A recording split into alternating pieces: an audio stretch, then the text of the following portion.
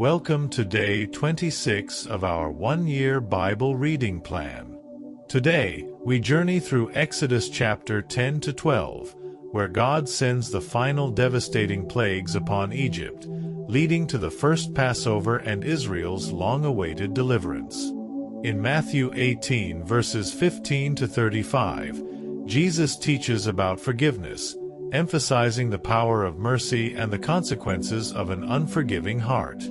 Let's dive into these powerful passages together. Exodus chapter 10. Then the Lord said to Moses, "Go to Pharaoh, for I have hardened his heart and the hearts of his officials, so that I may perform these signs of mine among them, that you may tell your children and grandchildren how I dealt harshly with the Egyptians and how I performed my signs among them, and that you may know that I am the Lord." So Moses and Aaron went to Pharaoh and said to him, "This is what the Lord, the God of the Hebrews, says, How long will you refuse to humble yourself before me? Let my people go, so that they may worship me. If you refuse to let them go, I will bring locusts into your country tomorrow. They will cover the face of the ground so that it cannot be seen. They will devour what little you have left after the hail, including every tree that is growing in your fields. They will fill your houses and those of all your officials and all the Egyptians, something neither your parents nor your ancestors have ever seen from the day they settled in this land till now." Then Moses turned and left Pharaoh. Pharaoh's officials said to him, "How long will this man be a snare to us? Let the people go, so that they may worship the Lord their God. Do you not yet realize that Egypt is ruined?" Then Moses and Aaron were brought back to Pharaoh. "Go, worship the Lord your God," he said. "But tell me who will be going." Moses answered, "We will go with our young and our old, with our sons and our daughters, and with our flocks and herds, because we are to celebrate a festival to the Lord." Pharaoh said, "The Lord be with you, if I let you go, along with your women and children. Clearly you are bent on evil. No, have only the men go and worship the Lord, since that's what you have been asking for." Then Moses and Aaron were driven out of Pharaoh's presence. And the Lord said to Moses, "Stretch out your hand over Egypt, so that locusts swarm over the land and devour everything growing in the fields, everything left by the hail." So Moses stretched out his staff over Egypt, and the Lord made an east wind blow across the land all that day and all that night. By morning the wind had brought the locusts. They invaded all Egypt and settled down in every area of the country in great numbers. Never before had there been such a plague of locusts, nor will there ever be again. They covered all the ground until it was black. They devoured all that was left after the hail, everything growing in the fields and the fruit on the trees. Nothing green remained on tree or plant in all the land of Egypt. Pharaoh quickly summoned Moses and Aaron and said, "I have sinned against the Lord your God and against you. Now forgive my sin once more and pray to the Lord your God to take this deadly plague away from me." Moses then left Pharaoh and prayed to the Lord. And the Lord changed the wind to a very strong west wind, which caught up the locusts and carried them into the Red Sea. Not a locust was left anywhere in Egypt. But the Lord hardened Pharaoh's heart, and he would not let the Israelites go. Then the Lord said to Moses, "Stretch out your hand toward the sky so that darkness spreads over Egypt, darkness that can be felt." So Moses stretched out his hand toward the sky, and total darkness covered all Egypt for 3 days. No one could see anyone else or move about for 3 days. Yet all the Israelites had light in the places where they lived. Then Pharaoh summoned Moses and said, "Go, worship the Lord." Even your women and children may go with you. Only leave your flocks and herds behind." But Moses said, "You must allow us to have sacrifices and burnt offerings to present to the Lord our God. Our livestock too must go with us. Not a hoof is to be left behind. We have to use some of them in worshiping the Lord our God, and until we get there we will not know what we are to use to worship the Lord." But the Lord hardened Pharaoh's heart, and he was not willing to let them go. Pharaoh said to Moses, "Get out of my sight. Make sure you do not appear before me again. The day you see my face you will die." "Just as you say," Moses replied. "I will never appear before you again." Exodus chapter 11. Now the Lord had said to Moses, "I will bring one more plague on Pharaoh and on Egypt. After that, he will let you go from here, and when he does, he will drive you out completely. Tell the people that men and women alike are to ask their neighbors for articles of silver and gold." The Lord made the Egyptians favorably disposed toward the people, and Moses himself was highly regarded in Egypt by Pharaoh's officials and by the people. So Moses said, "This is what the Lord says, about midnight I will go throughout Egypt.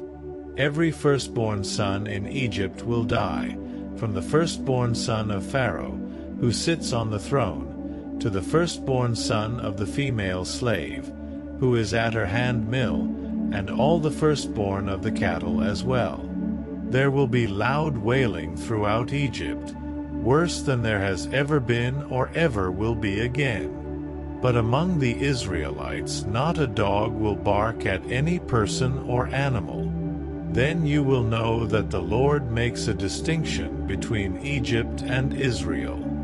All these officials of yours will come to me, bowing down before me and saying, 'Go, you and all the people who follow you.' After that I will leave." Then Moses, hot with anger, left Pharaoh. The Lord had said to Moses, "Pharaoh will refuse to listen to you, so that my wonders may be multiplied in Egypt." Moses and Aaron performed all these wonders before Pharaoh, but the Lord hardened Pharaoh's heart, and he would not let the Israelites go out of his country. Exodus chapter 12. The Lord said to Moses and Aaron in Egypt, "This month is to be for you the first month of your year.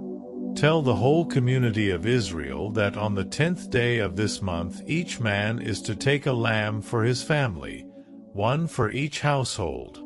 If any household is too small for a whole lamb, they must share one with their nearest neighbor, having taken into account the number of people there are. You are to determine the amount of lamb needed in accordance with what each person will eat. The animals you choose must be year-old males without defect, and you may take them from the sheep or the goats. Take care of them until the 14th day of the month, when all the members of the community of Israel must slaughter them at twilight. Then they are to take some of the blood and put it on the sides and tops of the doorframes of the houses where they eat the lambs. That same night they are to eat the meat roasted over the fire, along with bitter herbs and bread made without yeast. Do not eat the meat raw or boiled in water, but roasted over a fire, with the head, legs, and internal organs. Do not leave any of it till morning. If some is left till morning, you must burn it. This is how you are to eat it, with your cloak tucked into your belt, your sandals on your feet, and your staff in your hand. Eat it in haste. It is the Lord's Passover. On that same night I will pass through Egypt and strike down every firstborn of both people and animals, and I will bring judgment on all the gods of Egypt. I am the Lord. The blood will be a sign for you on the houses where you are, and when I see the blood, I will pass over you. No destructive plague will touch you when I strike Egypt. This is a day you are to commemorate. For the generations to come you shall celebrate it as a festival to the Lord, a lasting ordinance. For 7 days you are to eat bread made without yeast. On the first day remove the yeast from your houses, for whoever eats anything with yeast in it from the first day through the 7th must be cut off from Israel. On the first day hold a sacred assembly, and another one on the 7th day. Do no work at all on these days, except to prepare food for everyone to eat. That is all you may do. Celebrate the festival of unleavened bread, because it was on this very day that I brought your divisions out of Egypt. Celebrate this day as a lasting ordinance for the generations to come. In the first month you are to eat bread made without yeast, from the evening of the 14th day until the evening of the 21st day. For 7 days no yeast is to be found in your houses.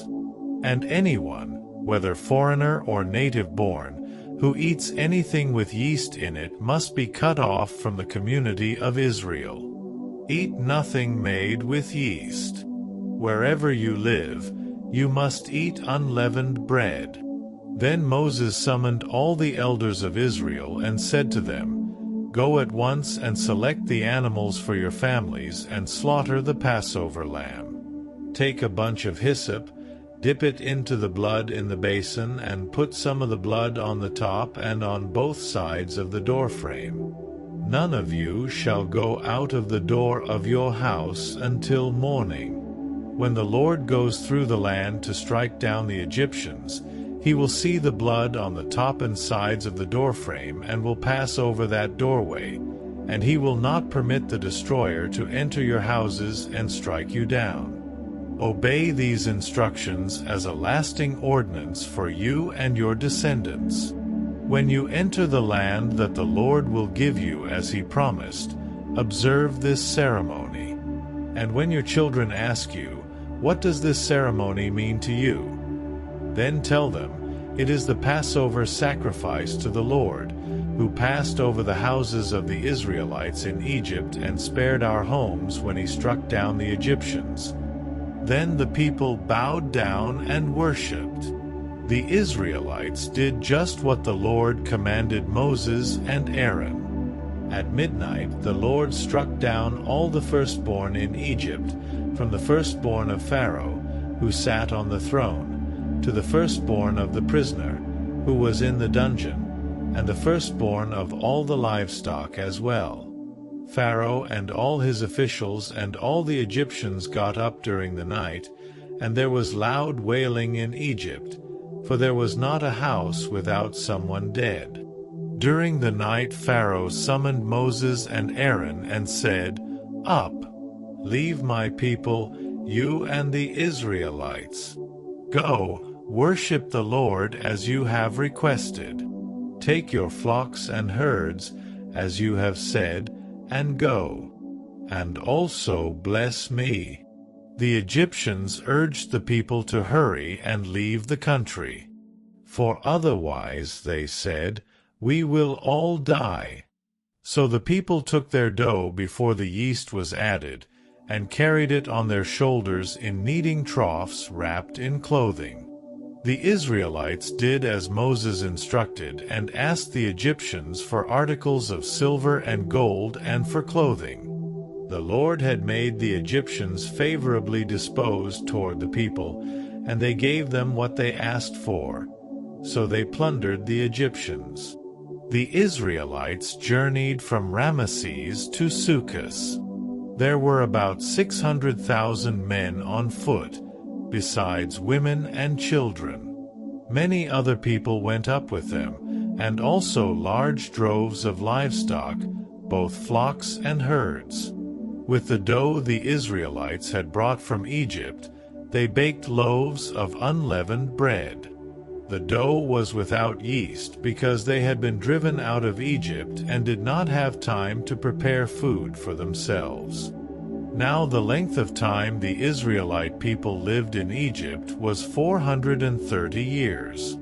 At the end of the 430 years, to the very day, all the Lord's divisions left Egypt. Because the Lord kept vigil that night to bring them out of Egypt, on this night all the Israelites are to keep vigil to honor the Lord for the generations to come. The Lord said to Moses and Aaron, "These are the regulations for the Passover meal. No foreigner may eat it.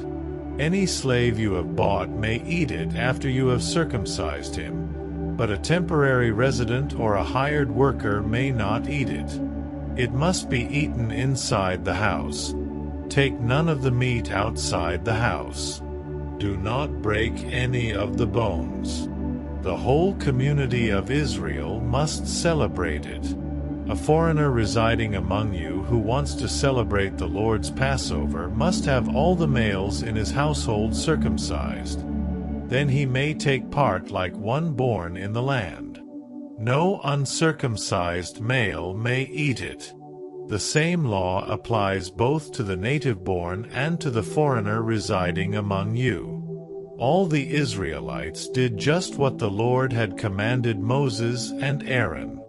And on that very day the Lord brought the Israelites out of Egypt by their divisions. Matthew chapter 18, 15-35. If your brother or sister sins, go and point out their fault, just between the two of you. If they listen to you, you have won them over. But if they will not listen, take one or two others along, so that every matter may be established by the testimony of 2 or 3 witnesses.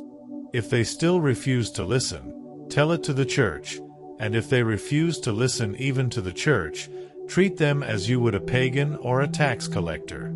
Truly, I tell you, whatever you bind on earth will be bound in heaven, and whatever you loose on earth will be loosed in heaven. Again, truly I tell you that if 2 of you on earth agree about anything they ask for, it will be done for them by my Father in heaven. For where 2 or 3 gather in my name, there am I with them.